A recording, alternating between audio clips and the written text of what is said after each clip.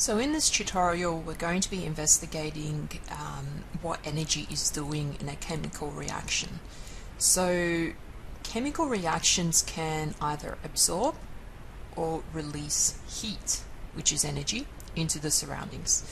So we have exothermic reactions, and these are the ones that release heat into the surroundings. So you can think of the energy as exiting.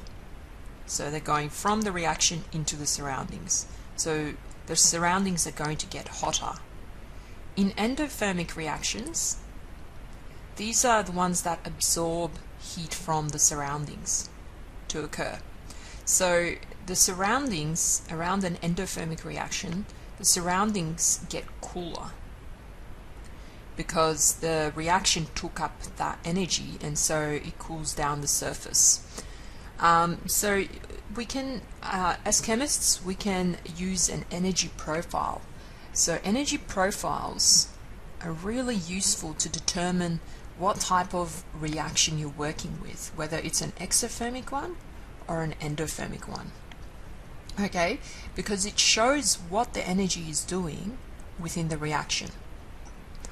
So I'll show you two examples of exothermic and endothermic. So let's write it down. Exothermic, and then here somewhere endothermic. So a good example of an exothermic reaction, there's many of them. Anything that undergoes combustion is an exothermic reaction. So a combustion.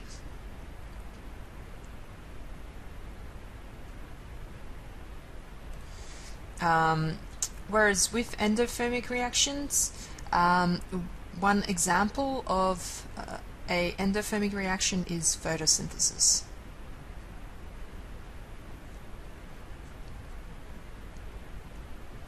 Okay, also, you know, you've got other examples like a cold pack, for example.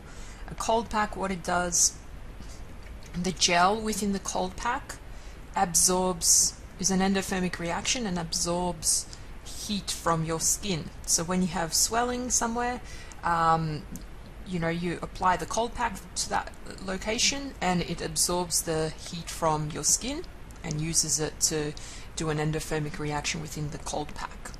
Exothermic reaction, so combustion is the most popular one. There are others, but we'll stick to a combustion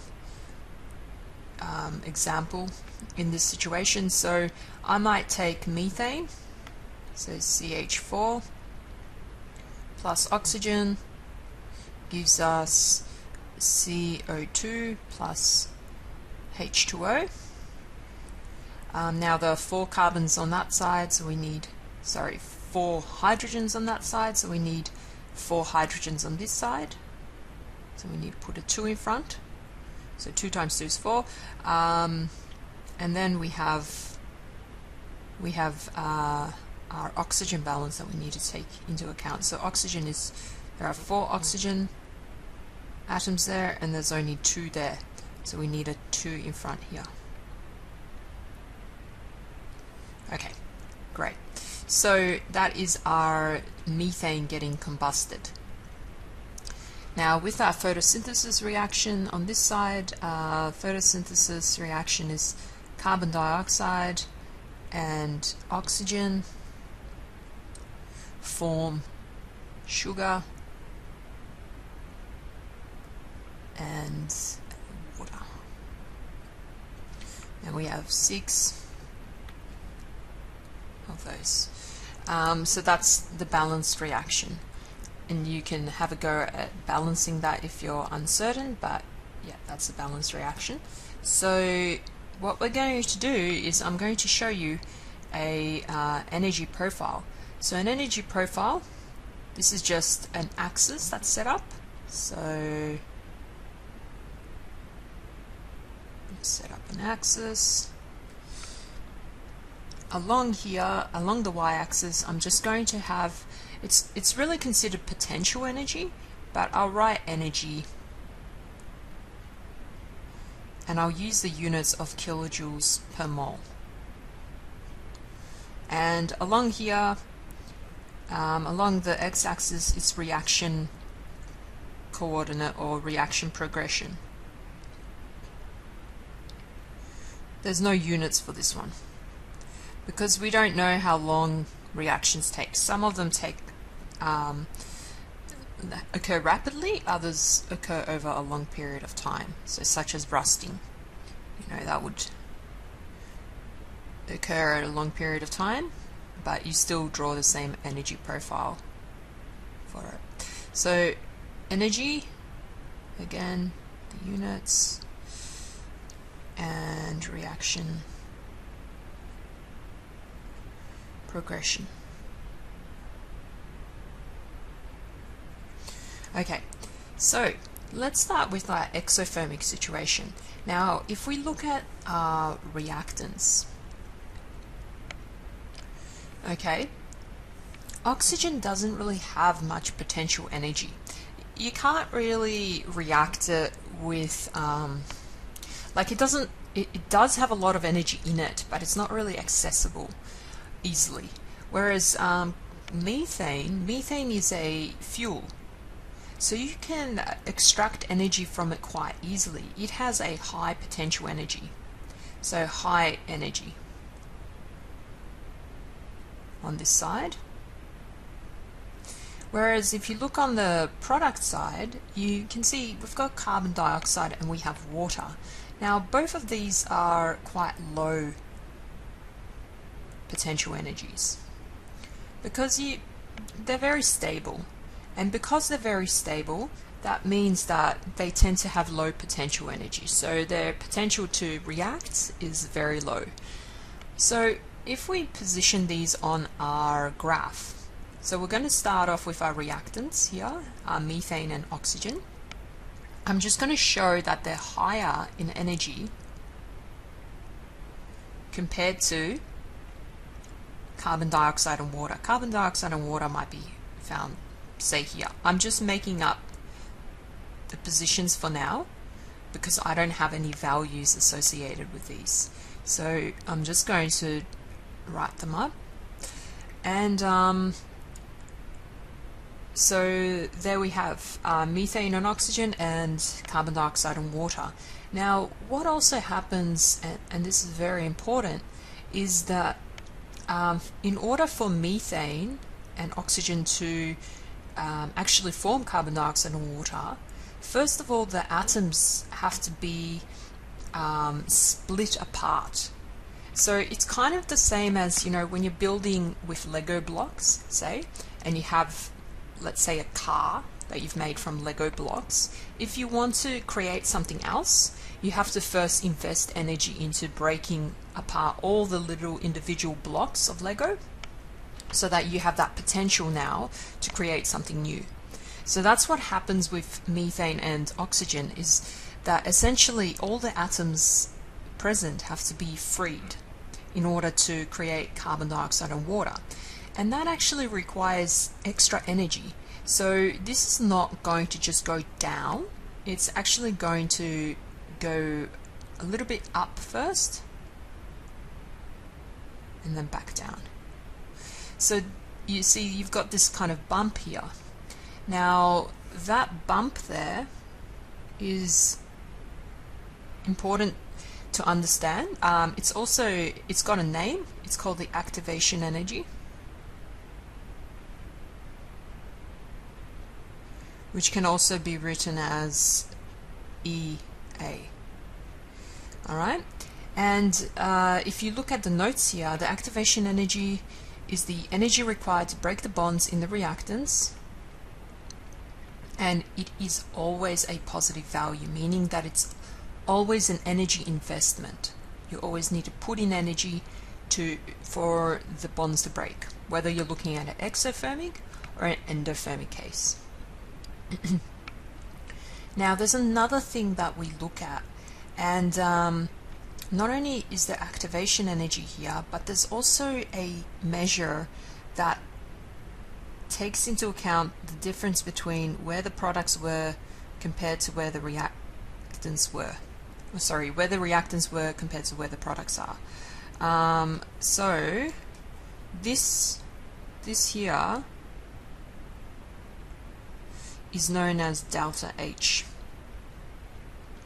So delta H, if you look up the top, the notes there, delta H is known as enthalpy, and it's got a calculation. It's actually the energy of the products take away the energy of the reactants. So say that I knew what my energy here was. Let's say I said, let's say it was 100, and up there, that measure there is 900.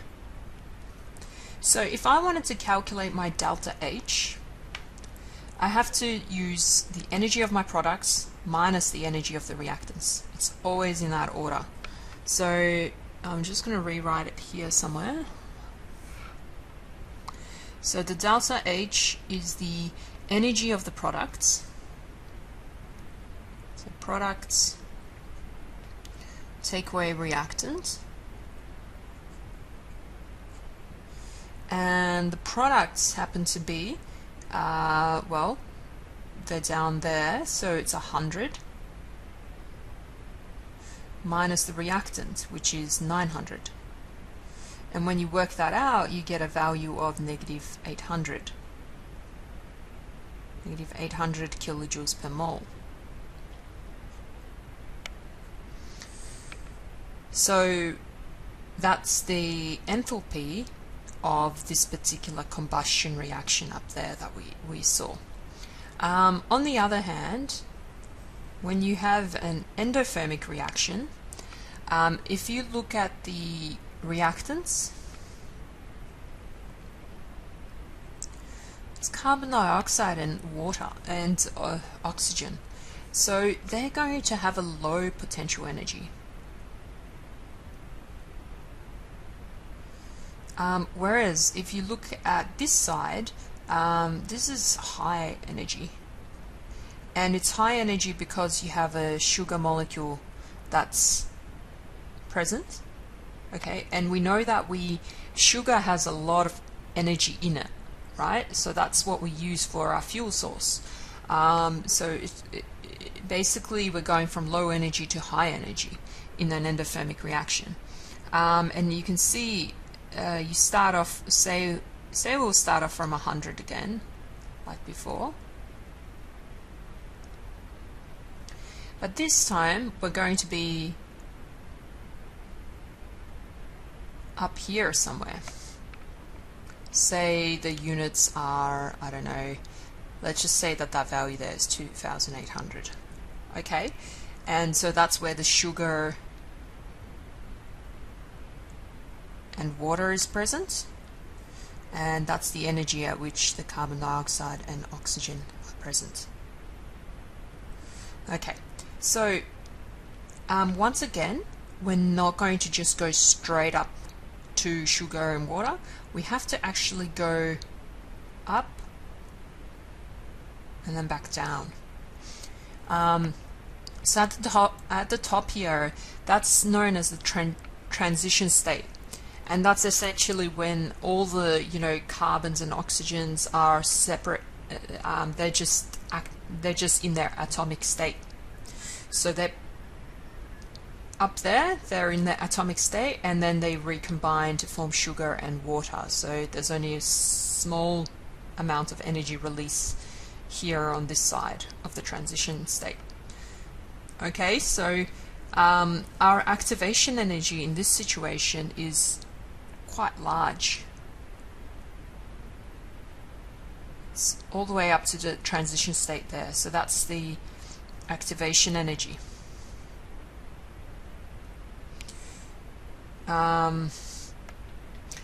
Whereas delta H is still from products to reactants, or reactants to products, or whatever. So delta H is there. So in this case, the activation energy is actually larger than the enthalpy. Okay, so we can again calculate the delta H. It's still products take away reactants. So we know that our products have an energy of 2,800 minus our reactants, which are at an energy of 100, so 2,700 kilojoules per mole. And note here that the enthalpy happens to be positive, whereas the enthalpy from the exothermic side happens to be negative. So that's very important in determining whether you have a exothermic reaction where the delta H is always going to be less than 0 compared to the endothermic reaction where the delta H is always greater than 0. So with exothermic, because the products are always going to be at a lower energy compared to the reactants, when you go products take away reactants, you get negative. Whereas with endothermic, products take away reactants will always give you positive. Okay, so it's very important to understand that delta H can allow us to know what type of reaction you're dealing with. Okay, so another point back at the notes, is that enthalpy can be given a more specific name. So normally you're not going to be dealing with the term enthalpy, you're going to be maybe dealing with heat of combustion. Now heat of combustion is delta HC, heat of fusion, delta HF, heat of evaporation, delta HE. They're given more specific names, but they're all considered enthalpy still, and they're all measured in the same way. If you were given a energy profile, you'll measure delta H by taking the products and subtracting them away from the reactants, the energy of the products minus reactants. Okay, so heat of combustion is just, you know, we could have called back there where we were looking at exothermic reaction and combusting methane, we could have called that the heat of combustion. I stuck to enthalpy because we're only introducing the topic, but yes, it could be called heat of combustion. Heat of fusion is generally when you change state from say a solid to a liquid or liquid to solid. Heat of evaporation is when you're changing state from liquid to gas. Okay, so they just have different fancy names, but they're all enthalpies. Another important thing is that the enthalpy is normally measured in units of kilojoules per mole, but this assumes, kilojoules per mole assumes that you have a very pure substance, because you can calculate the mole of it, so you need to know the molar mass. But a lot of the time you won't know the molar mass, so it might be kilojoules per, say, litre, especially if you have a mixture of different things, or it could be kilojoules per gram. Another example is that the joule can be megajoule per ton. This is appropriate when you have, you know, maybe you're working with coal and you're working at a electricity manufacturing plant, and so you need a lot of coal in order to get a lot of energy out. So it might be more appropriate in that case to use megajoules per ton than say kilojoules per gram of coal, because the units, the numbers, you know, the gram values will be very high. So you want to make life easier by using tons instead of grams.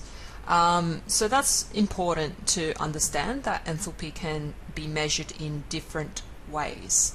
So we will be looking at this more closely once we are looking at calculations. But for now, the most important part of this tutorial is to understand what an energy profile is, what the activation energy is, and how to calculate delta H, and finally how to distinguish between an exothermic and an endothermic reaction based on the delta H.